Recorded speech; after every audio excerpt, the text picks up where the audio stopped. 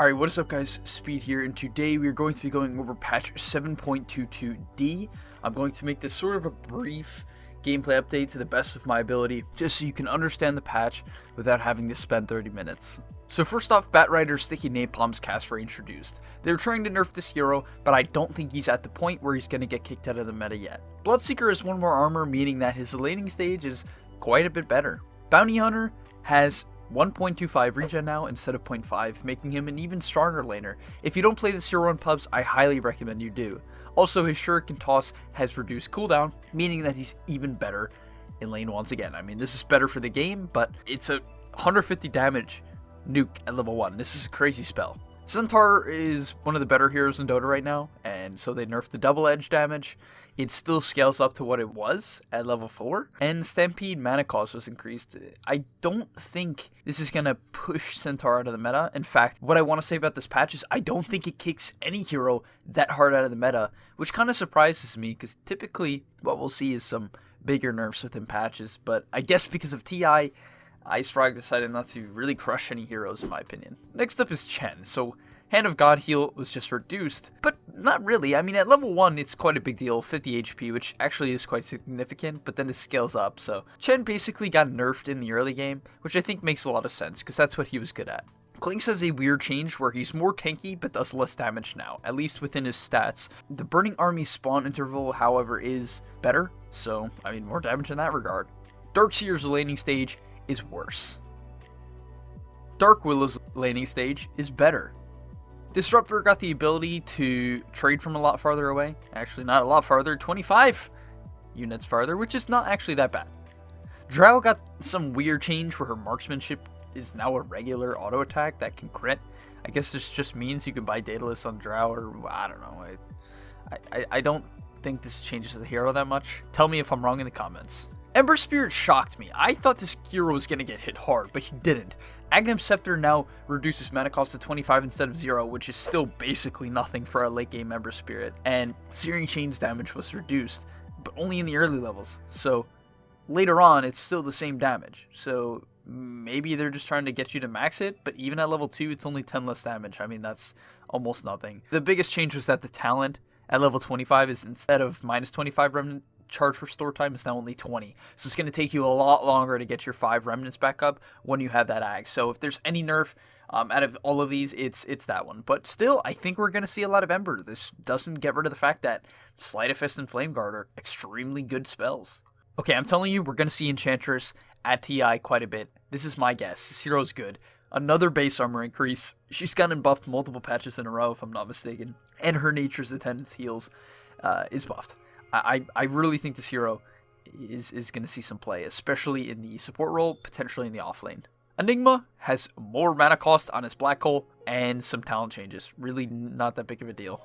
Grimstroke scales a lot worse now. In the late game, you basically ruin BKB heroes. It was kind of unfair in that regard. You could just slow anyone for 30%. Pretty broken. So now it's 10% at all levels. I think this is fair.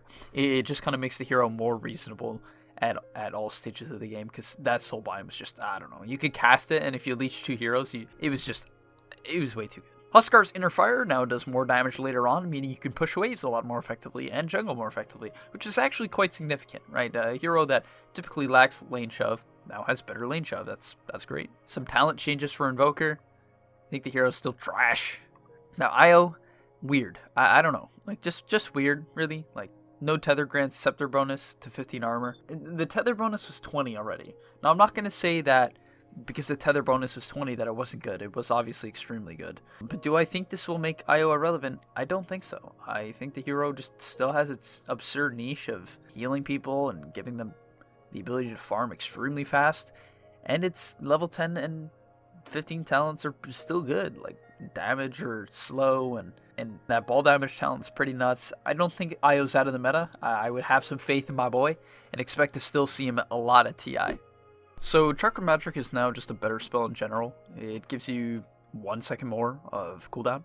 Will-O-Wisp unit movement speed increased. I don't even know what that means. I don't know. Can someone tell me, how does Will-O-Wisp move? What, does it bounce up and down? Is that the movement? I'm shocked, guys. I thought Mars was going to get crushed. He didn't. Continue playing Mars. This hero is still broken. Huge buffs from Mirana. I think potentially the biggest of the patch. Just this leap at level 1. I mean, I know it scales down, but the leap at level 1, the ability to actually be able to cast it within the laning stage, I mean, 15 seconds charge restore time, that's huge. Like, literally massive. The Starstorm, also, I mean, this is for the Scepter recharge time, so it's a little bit better. I don't expect to see Starstorm Mirana. I expect to see REKT Mirana, but this really helps our laning stage, the leap change. So, pretty huge Morphling nerf, where basically instead of getting 4 agi or strength at level 1, you only get 1. And then instead of 5, 3, instead of 6, 5. So basically you need to hit at least level 3. I mean, your hero's even worse at level 1 now. I mean, Morphling was bad at level 1, now he's very bad. like, please, punish Morphling at level 1. This is what this means. Some pretty huge Ogre buffs. Multicast buffer range increased from 200 to 600. I mean, that's just huge. The Bloodlust multicast radius also increased by quite a significant amount, 125. And the multicast interval from 0.5 to 0.6, meaning that the chain stun is longer, right? That's quite good. Also, your level 15 talents were buffed. Very nice. Oracle only thing was Fortune's End mana cost from 75 to 100, making Oracle's laning stage a bit worse.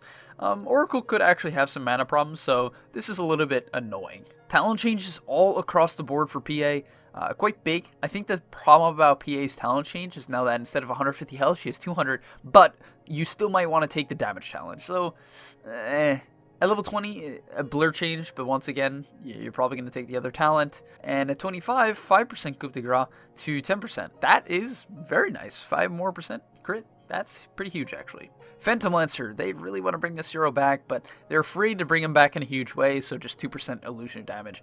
Nothing crazy. Pudge got an extra regen and Flesh Heap, right? Pudge got one more regen on Flesh Heap, which is really good for this hero's laning stage. If you haven't tried out Flesh Heap level 1 on Pudge and just lane, like just be a tank and lane, it's quite good as long as you're the core, right? You just want to be a farming hero. I think Pudge is a very good farming hero right now. I would consider trying it out.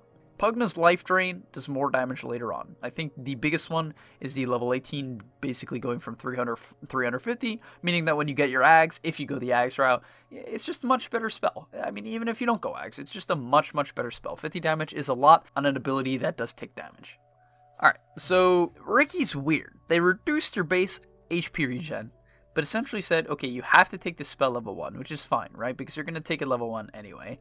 So it evens out, right? You have 1 HP regen, but you're going to get it at level 1 anyway, so the Cloaking Dagger gives you 2.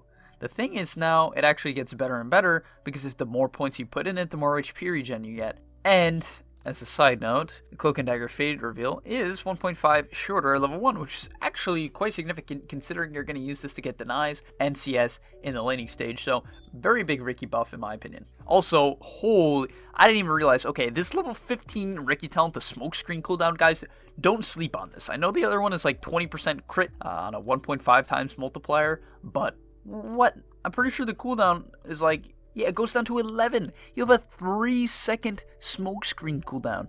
I'm telling you guys, that talent is super good. Do not just like insta-skip it. It is a really good talent now. I mean, even better. Slardar, his puddle is 10 times stronger. I'm kidding, that's not what it is. It's just slightly better. But still, I don't think this hero's that good. Spearbreaker's ultimate's damage was reduced in the early points. Sven got a base damage reduction, his Stormhammer is a longer cooldown, and his Warcry is worse later on. Techie's got an intelligence increase. Wow. Crazy change. I find this one really interesting. Similar to the Kunkka nerf, where he can't use his Hidebringer on his own creeps to deny. He doesn't get the bonus damage. Similar now, Templar Assassin also does not get bonus damage when attacking allied units, meaning denying his TA is not that easy now. It's just not. Like, your hero's damage is fairly high, like just base damage, but that's massive because you're not going to crush as many matchups now, right? Like, you'll win a lot of matchups, you'll get good CS, but the thing about TA was you could crush matchups, like hardcore crush matchups. That's not necessarily the case anymore, so I would expect to see less TA. I think the hero's still extremely good, but you're going to see it more so when it's a good TA game, not just because it's TA. I think Venge got quite a significant buff. I mean, intelligence by 2 is really nice for this hero because she has major mana issues. I don't really think this fixes her mana issues, but it's a step in the right direction. Also, she got a base damage increase by 2, basically a much better laning support now. Viper's poison attack damage per missing health was doubled at level 1 and goes up by 0.25 at all the other levels. Obviously, it's 0.25 at all levels, but doubled at level 1 is very, very good, right? I think that's what it's super good for. So, yeah, better level 1 spell and scales a little bit better. Visage Soul Assumption damage increased from 65 to 75, and considering this is a charge-based ability, meaning it does multiple damages, this is, yeah, that's quite huge. 10 more damage on 4 charges is 40 more damage, which is, yeah, no, great.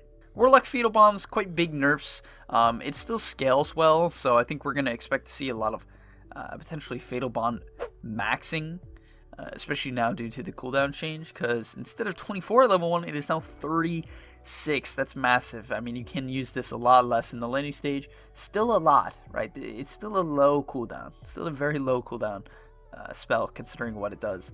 It also can't bounce to Roshan, which is massive. I mean, that was just broken. If you linked anyone to Roshan, you just, like, couldn't fight. That's just kind of how it was. So, yeah, you can fight around Rosh, guys. And finally, Fatal Bonds considers units with another Fatal Bonds as lower priority. Will still jump to them if no other units are in range. Basically, what this means, if I'm not mistaken, is that if you have a hero like Grimstroke, or you have a Refresher Orb, or Refresher Shard, whatever, the cooldowns overlap for whatever reason, then it is much harder to get a double Fatal Bonds off. Basically meaning that it will prioritize creeps if Fatal Bonds is already on a hero. So it's much harder to double Fatal Bonds heroes. This was a combo we saw pulled out by Liquid, and it was pretty nuts. So I think Istrog just recognized that and took it out a bit. Nerfing Grimstroke Warlock, essentially. And finally, Zeus has a bit of a better laning stage and scales a bit better. Alright, thank you guys for watching. If you enjoyed, please do like and subscribe and comment down below what you thought the biggest nerf and biggest buff was in the entire patch. I'm honestly not so sure. If I had to say biggest nerf, I would say TA. Not being able to deny is pretty huge for this hero. And for the biggest buff, I'm going to give the biggest buff to Ricky. The Cloak and Dagger changes just make his laning stage a lot better. I know a lot of people play him as his bounce in and out offlaner or position 4, so this just makes him much better at that. And this talent is crazy, like really insane. 3-second cooldown. Whew. Hey guys, before I leave you, I just want to remind you that over at gameleap.com, you can check out guides just like this one, made by top tier pros. It will help you gain MMR faster, it will help you learn the game much more in depth, and overall, just increase the experience of your Dota gameplay as you will crush your opponents simply by knowing more than them.